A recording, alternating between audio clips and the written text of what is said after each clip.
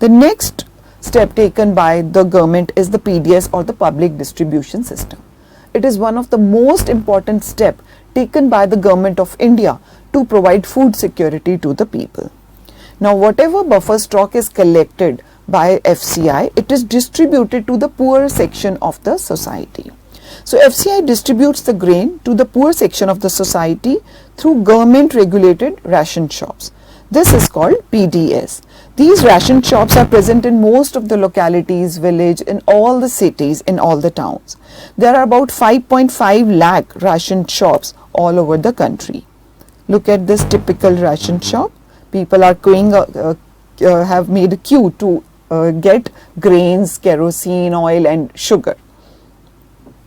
These ration shops are called the fair price shops, okay, because of the less price they give to the poor section of the society. These shops, they keep the stock of food grains, sugar as well as kerosene oil for cooking. The items are sold to the people at a price which is lower than the market price to improve their affordability. This price is called issue price. To buy the items from the shop, the family needs to have the ration card. So right now there are three kinds of ration cards which are issued by the government. First is Antyodaya card, which is for the poorest of the poor. Even below poverty line, those who are poorest, Antyodaya card is given to them. Then there is BPL card, which is for the below poverty line, and APL card for others, the full form is above poverty line. So there are three types of ration cards which are issued to the families. The next topic is rationing in India. Rationing in India started quite long back. After independence also, government wanted that food security should be provided to all the citizens. So rationing started. But what happened in 1973, major food intervention programs were initiated. Because before Green Revolution, during 1960, there was large food shortages. And also, India learnt a lesson from the Bengal famine that food security can happen during calamity or the natural disaster. So, in 1973, three important food intervention programs were introduced to ensure food security. PDS system, that is public distribution system, it was already existing, but it was further strengthened. Okay, it was further improved to provide food security to the poor people. Then there were integrated child development services. Okay, many programs were introduced for the overall development of the children, and providing them nourishment and food security was one aspect of it. And thirdly, it was like food for work, that is FFW. Food for work, it was initiated that people were given employment and return food was given to them. All these food for work actually was initiated under the National Food Security Act. So from 1973, government has come up with many programs and plans to improve food security and to reduce the hunger. So just a short look at what is National Food Security Act of 2013. This act provides for food and nutritional security at affordable price to all the people. This enables people to live a life with dignity, because food is very important. It is a basic human right. So if people are given food security, they can live a life with dignity. Under this act, 75% of the rural population and 50% of the urban population have been categorized as eligible household for food security. Under this act, several poverty alleviation programs have been initiated, especially in the rural areas. In short, poverty alleviation programs. Okay, they have been started, so we will study about them in detail. The poverty alleviation programs initiated by the government. There are two types of programs actually. First is exclusive food security program, like midday meal or public distribution system, which is targeted, which is focused on providing food security. Under midday meal, children are given free nutritious food in the school. So children, it improves the health and the nourishment of the children. The public distribution system, which we just discussed, in which food is given at a highly subsidized low rate to the poor section of the society. So the exclusive food security program are targeted, they focus on the food security. On the other hand, there are other programs which indirectly enhance the food security, like the employment programs or the poverty alleviation programs. If the people are given job opportunities, or if they are alleviated from the poverty, then they can easily afford to buy food. So such programs, they help in food security indirectly. Now the current status of public distribution system. Look at this table. Okay, the PDS system was there from the very long back, but up to 1992 it has a universal coverage. So all the people, whether they were poor or non-poor, all of them were given certain amount of wheat and rice at a highly subsidized rate. Okay, the people, they just had to show their ration card and they could buy wheat and rice at a lower price than the market price. Then in 1992 comes Revamped Public Distribution System. Under this, 1700 backward blocks were identified. 20 kg of food grain was given to them at subsidized rates. So this was targeted towards the backward areas. Then in 1997, a targeted public distribution system started. In this, poor and non-poor, they were separated, and differential pricing was done for the first time. There was a different price for below poverty line and a different pricing for above poverty line. More subsidized rate were given to those who were below poverty line. 35 kg of food grain for the family per month was given to them. Then in 2000, a very good program, Untitled Chapter, was started. It was for the poorest of the poor. It targeted poorest of the poor, even below the poverty line.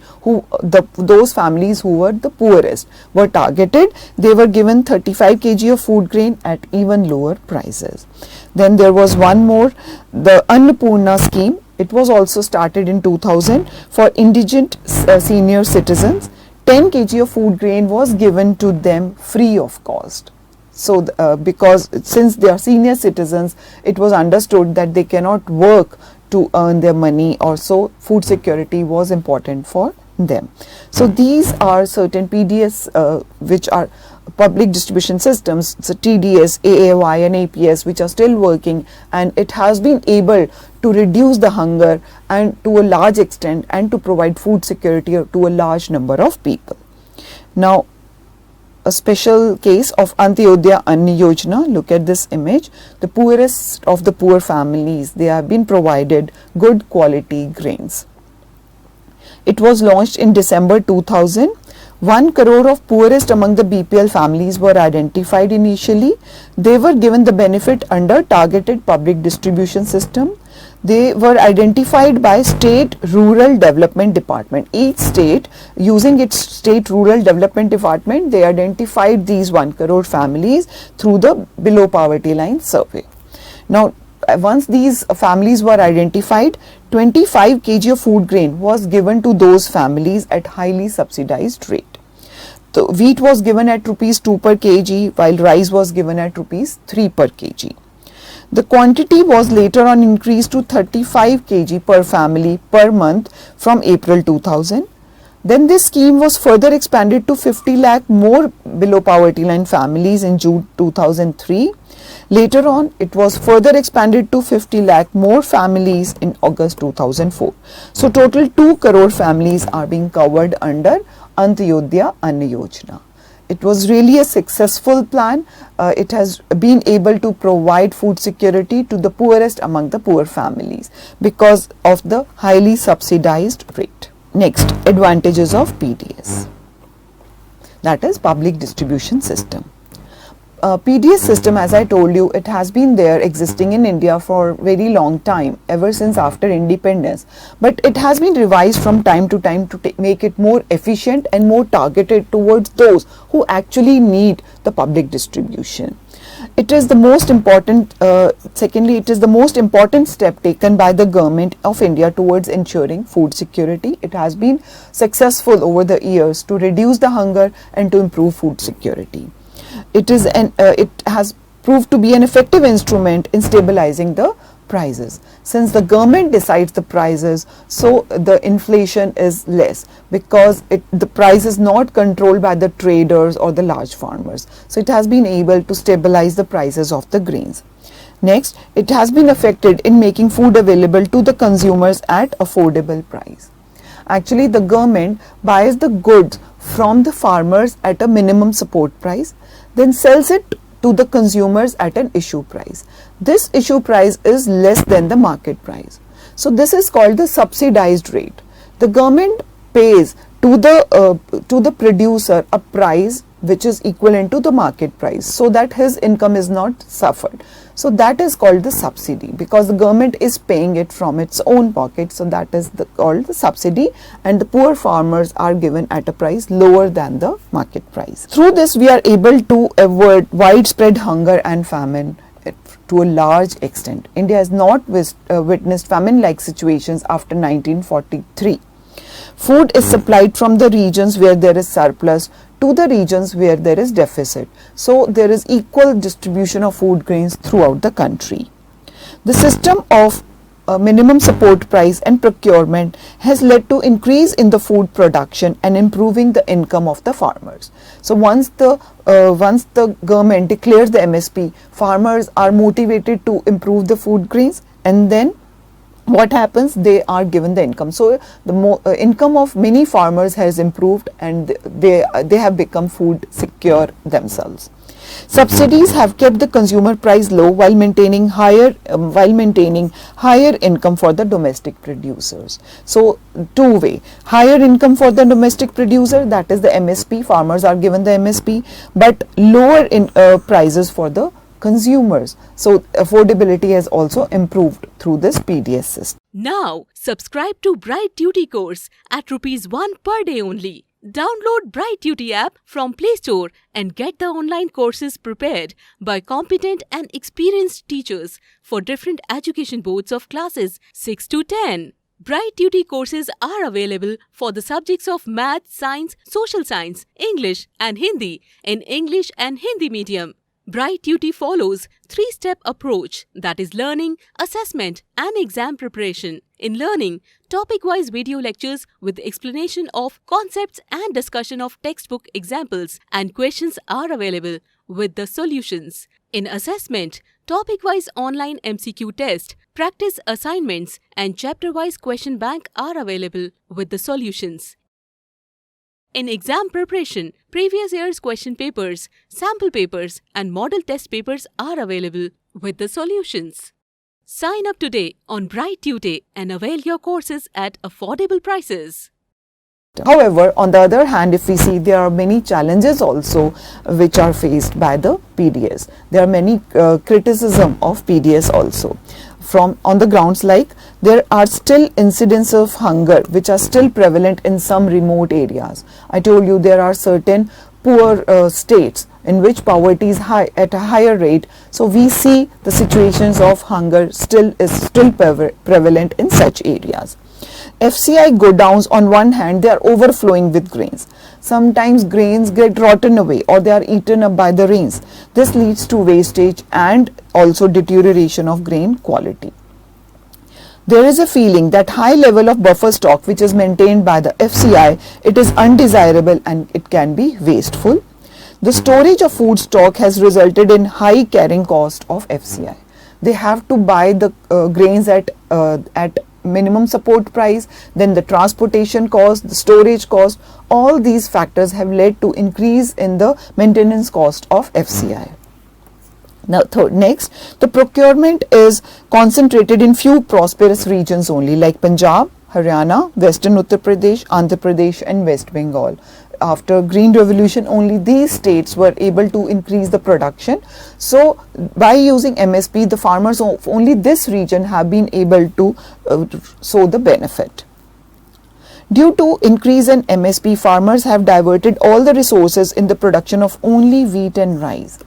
because the FCI procures only wheat and rice from the farmers. So farmers want to produce more of this. So they have stopped growing other coarse grains, which was actually the staple food of the poor. So this has led to decrease in the production of coarse grain, which was the staple food of the poor. This has led to environmental degradation also due to excessive utilization of underground water. During the production of rice, large amount of water is required. So farmers, they are using underground water through tube wells or wells and using it for irrigating the crops. So the underground water level is decreasing and there is environmental degradation. Even the quality of soil is depleting, it is becoming infertile. Now the farmers have to use even more fertilizers to maintain their crop production. So this has led to environmental degradation, and it has really put a question mark on sustainable development of agriculture. Now look at this graph.